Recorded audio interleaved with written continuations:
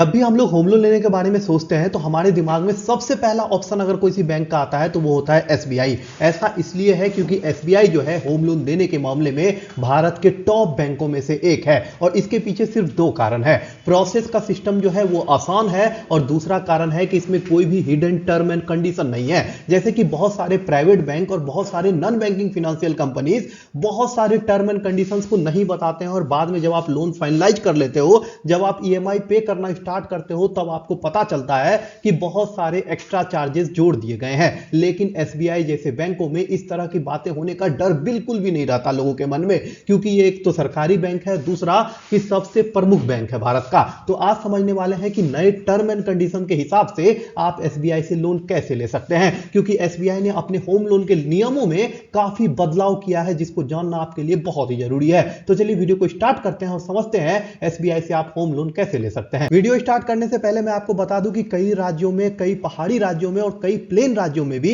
State bank जो है अपने होम लोन पे अलग अलग तरह का ऑफर निकालती है जिसमें आपको इंटरेस्ट रेट पे छूट दिया जाता है। अगर आप अपने राज्य का नाम और शहर का नाम कमेंट कीजिएगा तो मैं एक्यूरेटली बता पाऊंगा कि आपके यहां एसबीआई का क्या इंटरेस्ट रेट चल रहा है। आपको समझने के लिए बता दूं कि 8.50% से इंटरेस्ट रेट स्टार्ट हो जाता है एसबीआई के होम लोन में और 9.85% तक जाता है और आपके जो प्रॉपर्टी का वैल्यू है उसका 90% तक आपको इजीली जो है एसबीआई से होम लोन मिल जाता है। और भुगतान अवधि की बात करें तो दूसरे बैंकों की तरह एसबीआई में भी आपको 30 साल का समय मिल जाता है लोन चुकाने के लिए। और समझते हैं प्रोसेसिंग फीस। प्रोसेसिंग फीस को समझना इंपॉर्टेंट इसलिए है क्योंकि कई बैंक जो है आपको प्रोसेसिंग फीस के नाम पे लूटते हैं। एसबीआई में मात्र 0.35% या 2000 रुपए से लेकर 10,000 तक, दोनों में से जो अधिक होगा वो आपसे चार्ज किया जाएगा। इसके बाद एसबीआई का बहुत अलग अलग तरह का स्कीम है जिसमें इंटरेस्ट रेट जो है बदलता रहता है। अभी जो मैं आपको बताने जा रहा हूं इसको ध्यान से समझिएगा। एसबीआई का अगर आप रेगुलर होम लोन लेते हो तो उस कंडीशन में आपको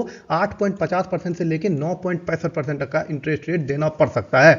ये टोटली डिपेंड करता है आपके सिविल स्कोर पे। जितना अच्छा सिविल स्कोर उतना कम ब्याज दर। और अगर आप एसबीआई का मैक्स गेन होम लोन लेते हो तो उस कंडीशन में 8.70% से 9.85% तक। आप कई लोग ये सोच रहे होंगे इसको जानना क्यों जरूरी है। इसको जानना इसलिए जरूरी है कि आप देख सके कि किस योजना में आपको जो है बैंक लोन चिपका रही है। कई बार जो है लोग क्या करते हैं, होम लोन लेने जाते हैं, सोचते हैं एसबीआई से होम लोन ले रहे हैं, लेकिन उनका जो है स्कीम दूसरी स्कीम के तहत लोन देके अच्छा खासा इंटरेस्ट रेट वसूल लिया जाता है। जैसे कि यहां पे नॉर्मल होम लोन, जैसे रेगुलर होम लोन जो लोग लेंगे उसको 8.50% का ही इंटरेस्ट रेट देना पड़ेगा। लेकिन अगर वही बैंक वालों के बहकावे में आके मैक्स गेन के अंदर होम लोन ले लेते हैं तो उनको 8.70% का इंटरेस्ट रेट जो है पे करना पड़ेगा। 0.20% का इंटरेस्ट रेट भी जो है बहुत हैवी हो जाता है जब आप रेगुलर ईएमआई पे करते हो। एसबीआई का टॉप अप लोन लेते हो तो उस कंडीशन में 8.80% से लोन स्टार्ट होता है और एसबीआई का रियल्टी होम लोन लेते हो तो 9.40% से इंटरेस्ट रेट स्टार्ट हो जाता है।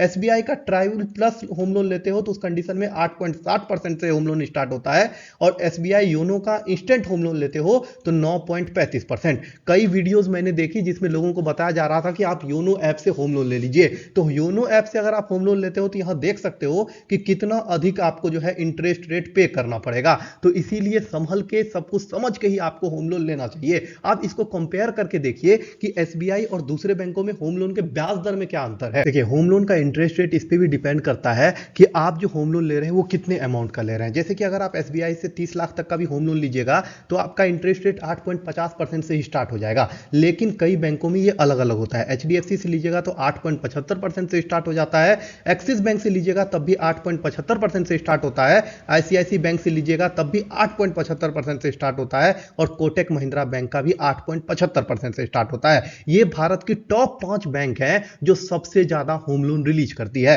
तो यहां पे आप देख सकते हैं इन पांचों में कंपेयर करके किसमें आपको कम इंटरेस्ट रेट पे होम लोन मिल रहा है। अब इंटरेस्ट रेट के अलावा भी बहुत सारे चार्जेज होता है जो बैंक आपको लगाती है होम लोन के ऊपर। देखिए, सबसे इंपॉर्टेंट है कि एसबीआई ने जो है बहुत सारे लोन के ऑप्शंस दे दिए हैं और इसमें लोग जो है बहुत ज्यादा कंफ्यूज हो रहे हैं। तो आपको यह समझना जरूरी है कि अगर आप रेगुलर होम लोन लेते हैं तो उस कंडीशन में आपको प्रोसेसिंग फीस मात्र 0.35% का लगता है।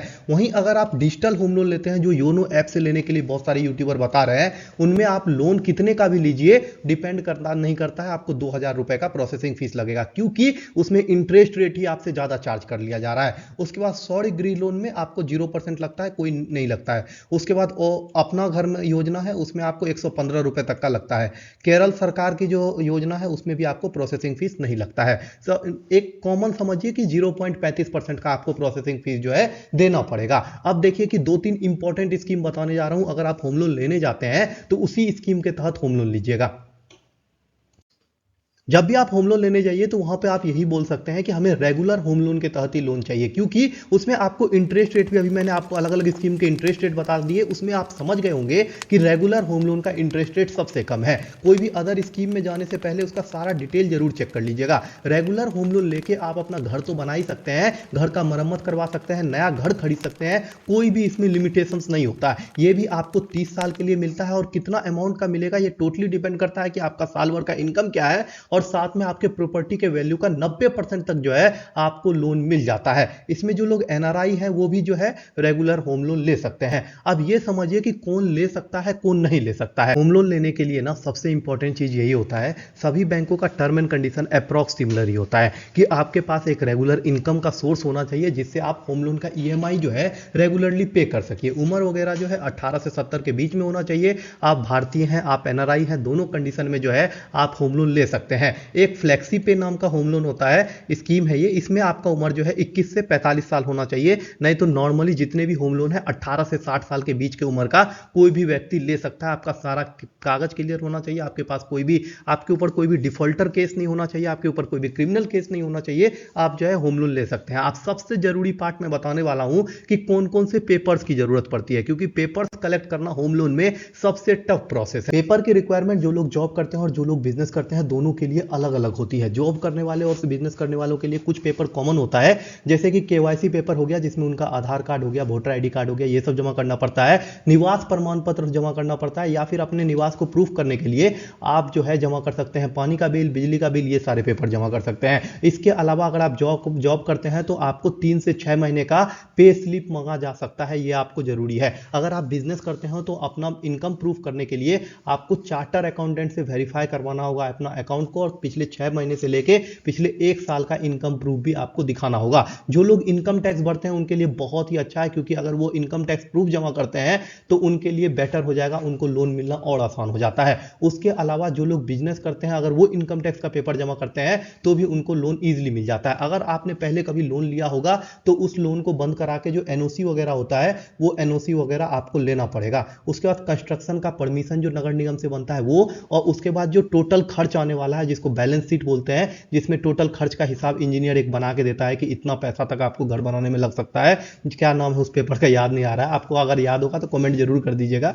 वो पेपर भी आपको जमा करना पड़ता है। ये सारा चीज जमा करने के बाद आपको जो है परमिशन मिल जाता है। अब ये समझिए कि अप्लाई कैसे करना है, एप्लीकेशन का प्रोसेस को देखिए। बिजनेस करने वाले जितने भी लोग हैं उनको समझना पड़ेगा कि उनको पिछले 3 साल का आईटीआर रिटर्न दिखाना पड़ेगा। अगर आपने आईटीआर रिटर्न नहीं दिखाया है तो किसी और तरह से आपको अपने इनकम को प्रूफ करना होगा। आपके अपने व्यवसाय का पता देना पड़ेगा, कहां पे आप अपना बिजनेस कर रहे हैं। पिछले 3 वर्ष का जो हानि लाभ का बैलेंस शीट होता है वो भी आपको दिखाना पड़ेगा। उसके बाद आपको बता दें कि टीडीएस सर्टिफिकेट जिसमें फॉर्म 16 होता है वो जमा करना पड़ेगा। अगर आप चार्टर अकाउंटेंट है, अगर आप डॉक्टर है, या फिर कोई भी पेशावर काम कर रहे हैं उस कंडीशन में भी आपको अपने इनकम का प्रूफ देना पड़ेगा, और आपके क्वालिफिकेशन का आपको सर्टिफिकेट भी जमा करना पड़ेगा। और बिजनेस लाइसेंस की जानकारी देनी पड़ेगी, जीएसटी नंबर वगैरह का जानकारी देना पड़ेगा कि कैसे आप जो है बिजनेस को कर रहे हैं। और अब बात करते हैं कि कैसे अप्लाई करना है इस लोन के लिए। तो मेरी सलाह आपसे यही होगी कि आप जो है ऑफलाइन अप्लाई कीजिए। आप नजदीकी बैंक में जाइए, एक फॉर्म लीजिए, उसमें सारे डिटेल्स को फिल कीजिए, क्योंकि ऑनलाइन जब भी आप अप्लाई करते हैं तो उसमें आपको थोड़ा ज्यादा इंटरेस्ट रेट पे करना पड़ता है। उसके बाद सारे फॉर्म को भरिए और मैनेजर से मिलिए। मैनेजर से मिलने के बाद वो आपको सारे जो भी डॉक्यूमेंट्स मैंने आपको बताया इन सारे डॉक्यूमेंट्स का कॉपी उनको दिखाइए। उसके बाद जो है आपको 4 से 5 दिन में लोन अप्रूवल मिल जाता है, अगर आपके पास एक रेगुलर इनकम है तो। अब मैं आपको एक कैलकुलेशन बता देता हूं कि अगर आप 30 लाख का होम लोन लेते हैं तो आपको कितना इंटरेस्ट रेट पे करना पड़ेगा और कितना टोटल अमाउंट पे करना पड़ेगा। कि अगर आप 30 लाख रुपए का होम लोन लेते हैं और आपका सिबिल स्कोर बहुत ही अच्छा है तो आपको जो है इंटरेस्ट रेट लगेगा मात्र 8.40% 50%। ये मैं आपको एक एग्जांपल के लिए बता रहा हूं कि टोटल समझने के लिए कि आपको कितना अमाउंट तक पे करना पड़ सकता है। उस कंडीशन में आप मान लीजिए 30 साल के लिए होम लोन लेते हैं, मंथली ईएमआई की बात करें तो इसमें आपको 22,855 रुपए मंथली ईएमआई पड़ेगा।